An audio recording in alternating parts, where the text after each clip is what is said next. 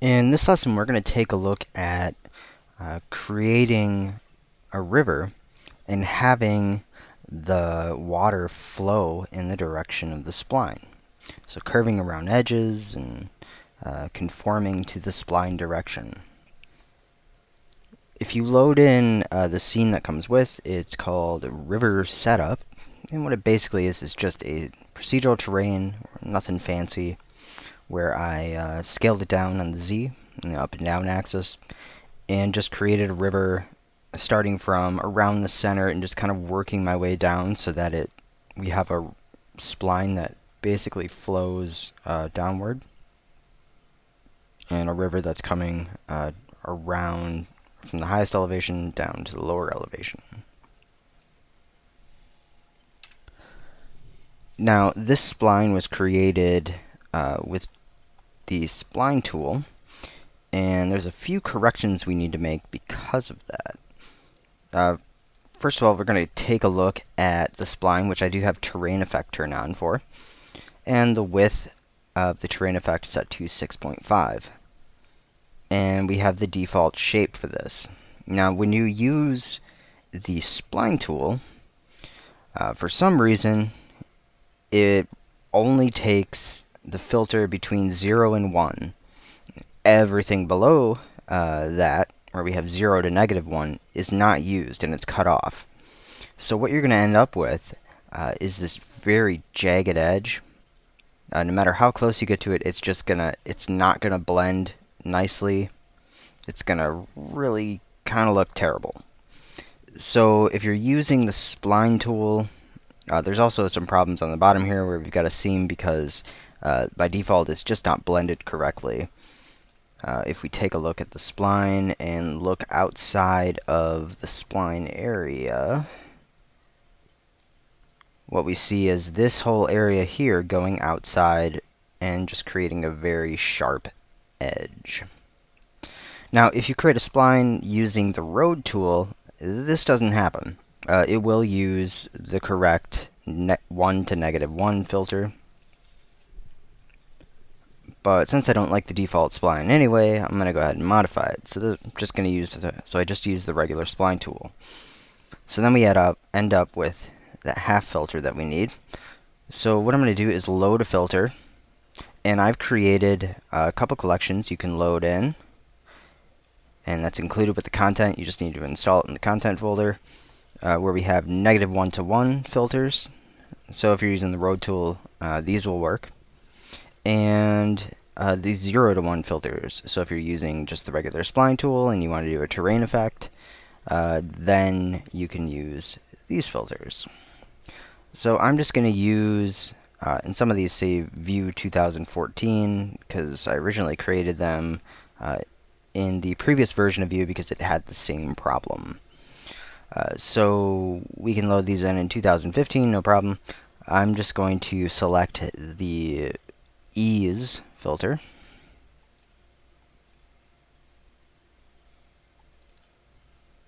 And it looks like it might not be updating.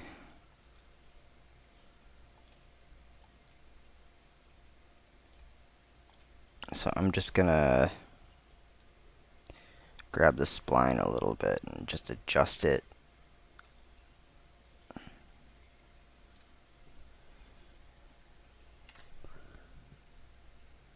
And we can see something that looks a little nicer. Now this is just a preview render, so the terrain resolution isn't very high.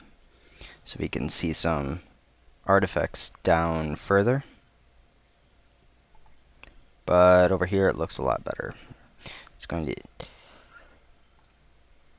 look better overall. And of course the preview render over here looks pretty bad because it's using a very low resolution. If you need to increase the resolution of the terrain, an easy thing you can do with a procedural terrain anyway, is you go to the procedural tab in the editor, and under quality boost you can just increase this value up to 4, and that will effectively just increase the resolution of the terrain higher near the camera and not quite so much farther away, but more than you would have if you didn't have the quality boost. So what we want to do now is set up the river spline, which we actually need another spline for. And what we can do is just copy this current spline, because this one, it's set into the terrain a little bit lower in order to carve it out. So what I'm going to do is just copy and paste the spline, and what we're going to do is turn off the terrain effect on this one, and instead we're going to use a geometry effect, and we're going to set it to ribbon, which is going to give us a 2D plane. And let's go ahead and set it a little bit larger than the terrain effect was. So we're going to set it to 7 meters. And now we're just going to raise it up just a little bit on the Z.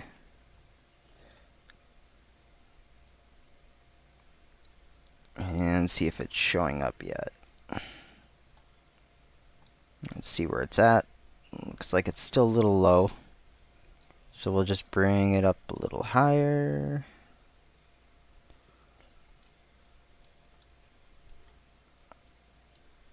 And then we should be able to start seeing it. And what I'm going to do just to help with the OpenGL is grab that spline and change the color of it. Instead of the auto color, I'm going to use blue.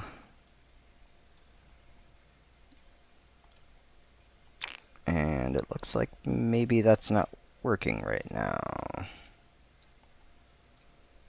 Okay, so even if that doesn't work, it should be fine. I might want to raise it up just a little bit more.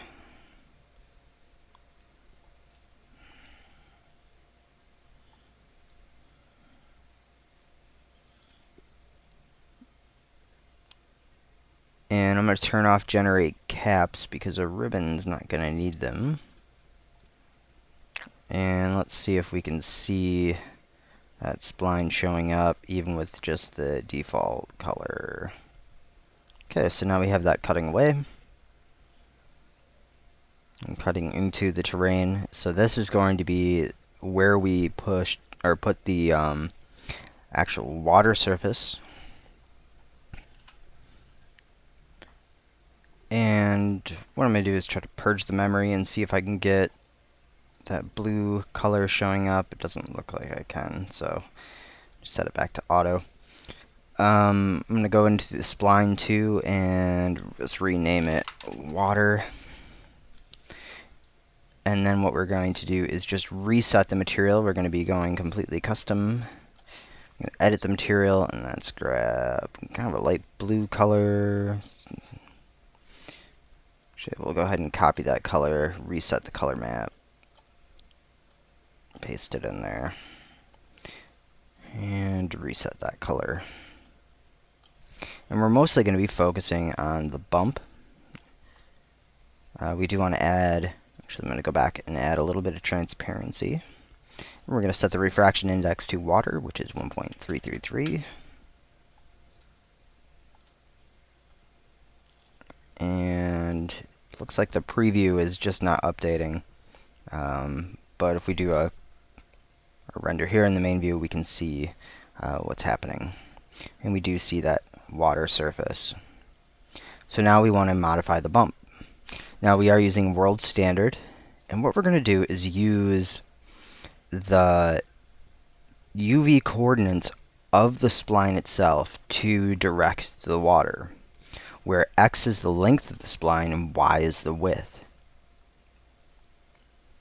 So what we want to do first is let's add in the fractal we're going to use, and I'm going to use the open ocean. So right click fractal open ocean, which is a nice looking water surface. Now the position we're going to modify, so instead of using the material position, we're going to create our own custom position based on the UV coordinates. So what we need is input node UV coordinates, and because the length of the spline object that we have the water on is the X, we actually need to reduce the scale by quite a bit. The longer the spline, the smaller this number needs to be in order to make it, let's say, square to in the relative size to the width or the Y. which would be the v of the UV. So x being u, y being v.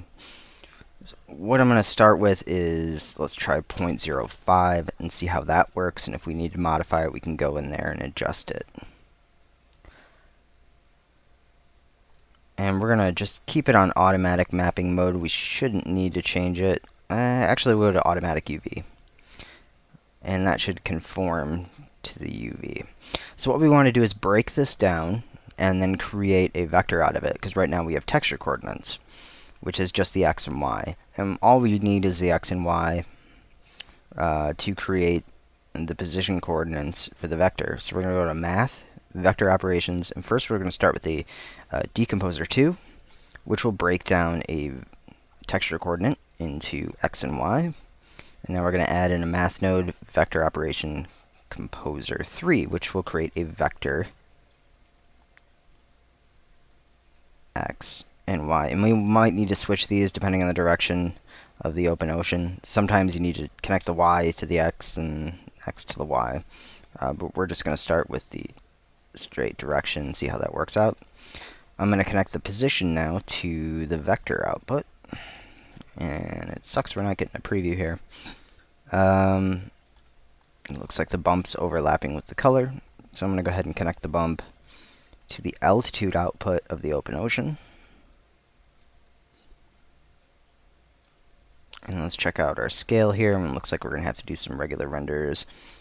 I'm not seeing anything at the moment. So I might need to reduce the scale or increase the depth.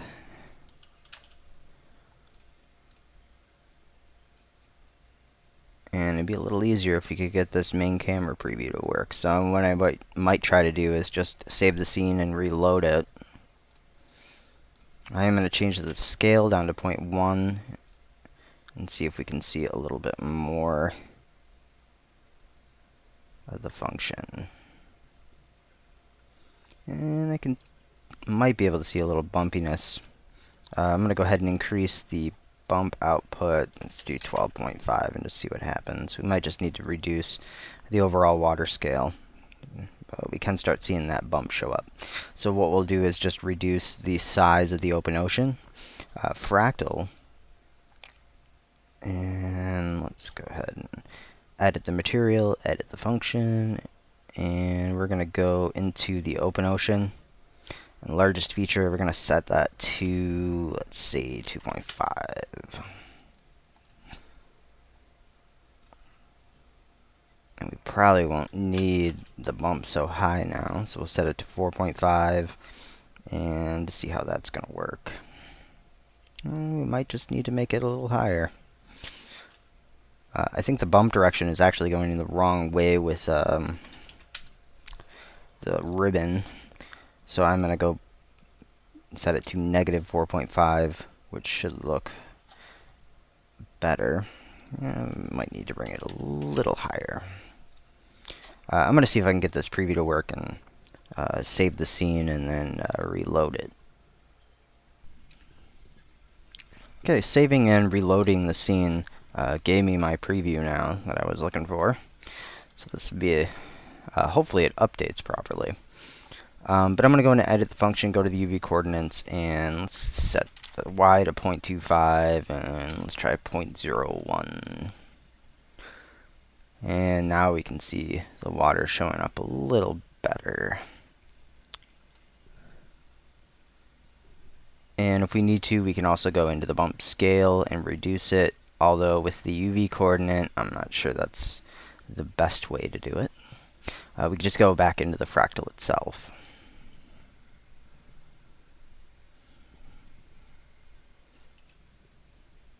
And I probably need to go back and reverse the bump again, but we can start modifying this a little more and take a look at where we have a bend in the river. Let's go down here.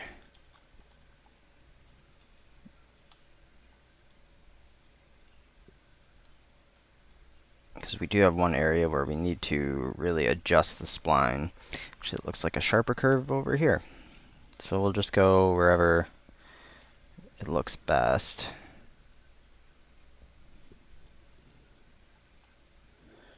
and has the most curve so that we can see the modifications and the curvature of the spline. And I think what I'm going to do is modify the fractal for the water, just so you can have a better idea of what it is it's really doing to the material.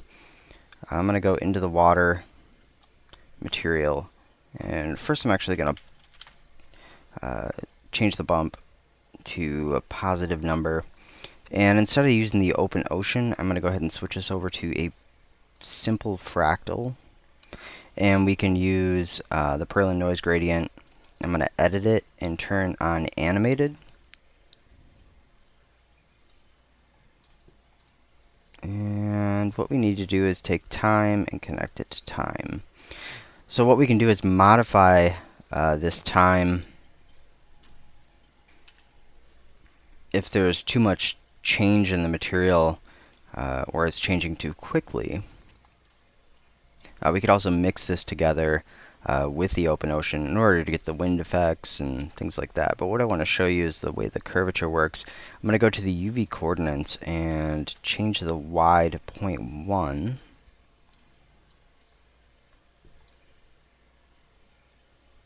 And just go to this curve over here so we can see how it's conforming.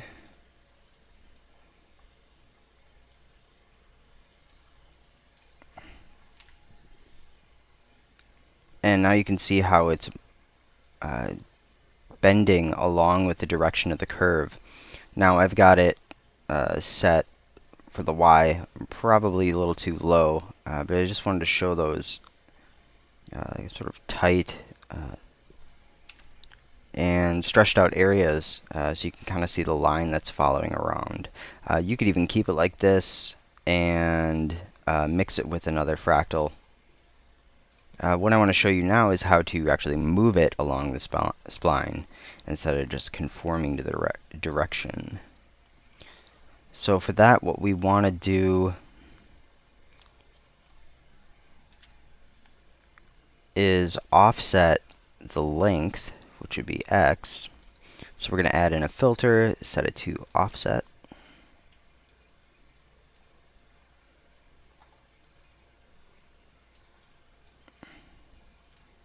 We're going to connect this to the X and the X to the offset. Then we're going to open it up, and what we want to do is take the offset and make it relative to time, so we can connect that to time. So now what it's going to do is continue to offset the position of the fractal along the spline so it continues to move. And what we can do is, if we want to be able to adjust the speed, let's go to filter, and we're going to select a map node. Connect that to time, connect the offset to the map. And then what we can do is set up 0 to 1, so that's going to be controlling 1 second.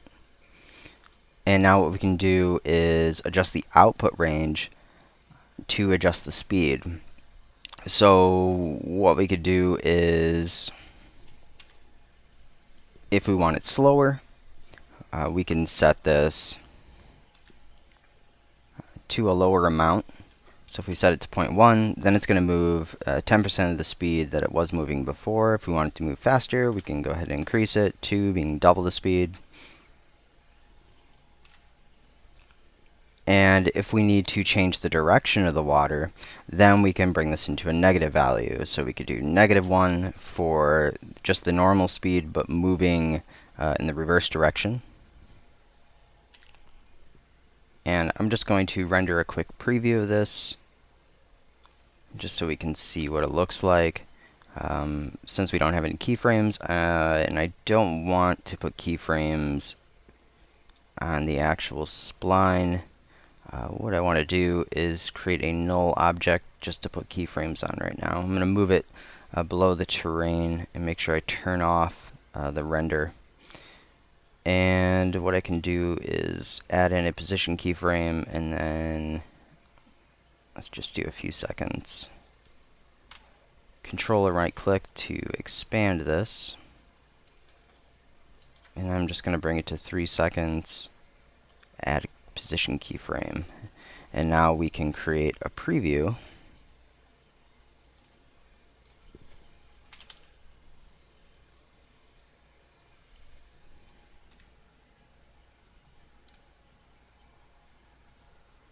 And then click to render it out. And taking a look at this preview, it's a little hard to see the actual motion just because I'm not really zoomed in far enough. So what I'm going to do is just go into a different area and create a different preview, just so we can see that better.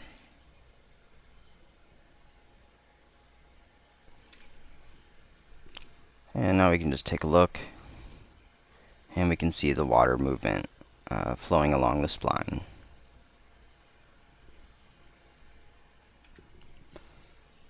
So taking a look at the direction, if we look at the spline where point 0 is,